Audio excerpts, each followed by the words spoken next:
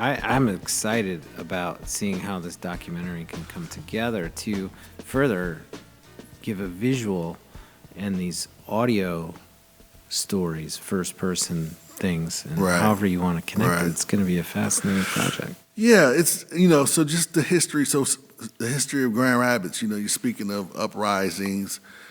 We had a 67 uprising. My mom was a part of that. She was shot by the police in the 67 uprising. She was shot by the police in 67? Yeah. Your mom? My mom.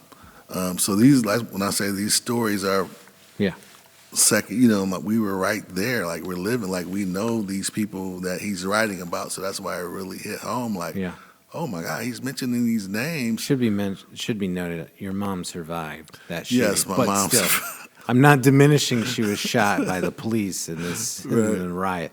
But anyway, it wasn't as if she died there. Right. Anyway, so anyhow. All right, go ahead. So, but yeah, just to read, all of these stories and read these names of these people whom we grew up with in this community, and we didn't necessarily know all of this rich history. So that just made a tremendous difference, a big impact on us. And me and Rodney want to do films anyway. We connected with another friend of ours, Jasmine Fuentes, who was really, blown away by the book, and she really wanted to do something around the book. And we're like, well, what are you thinking? And she's like, let's do a documentary. I'm like, okay, we wanted to do films anyway, and like we're connected to these stories. Like these are our stories. Like we know these people. This is personal for us. So it's like, okay, yeah, like that makes sense, but it's got to be done right. Yeah. We can't just go out and get an iPhone and do justice to it to needs this. some horsepower behind it. Yeah. So we just sat down and start putting it together and just building on how we can make this happen. And like I said, next thing I know, it's 2 years later. We're like, oh my God, like.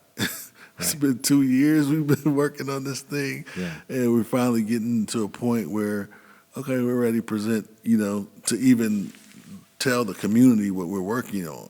Yeah. And we haven't began. We've done some research interviews, a lot of research interviews, and we're going to be doing even more research interviews. We're asking the public to come out and share your stories.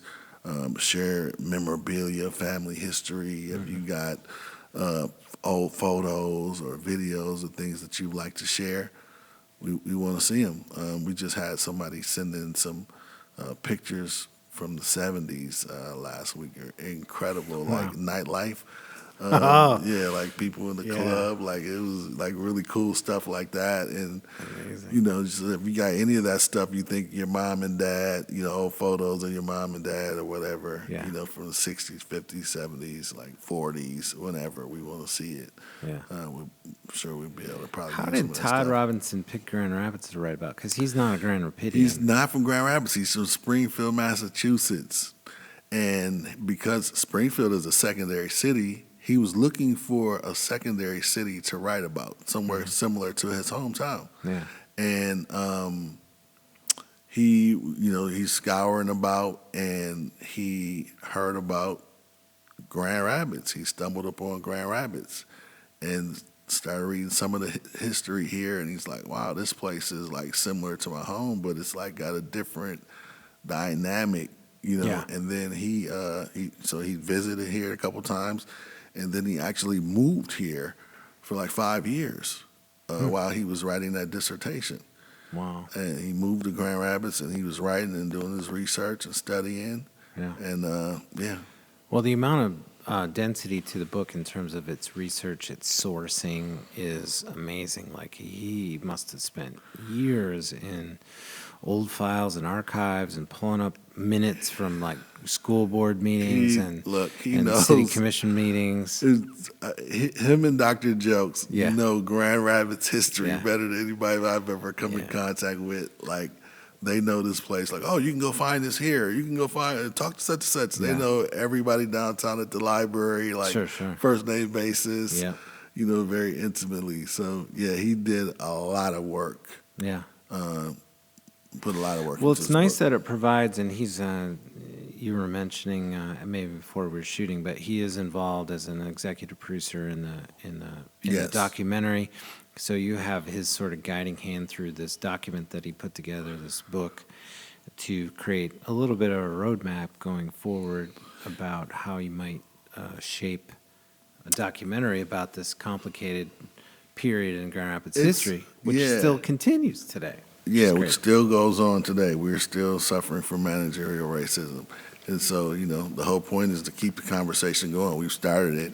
How can we keep this conversation going? It's not going to get dealt with unless we keep it at the forefront of our minds and on our lips and tongues. Well, and it's storytelling that's really going to change the mindset and open minds. That isn't, you can't get everybody, myself included, to sit down and really, really read this for what it is. Right. It'll be a documentary based on this that is able to reach a whole different audience. Right.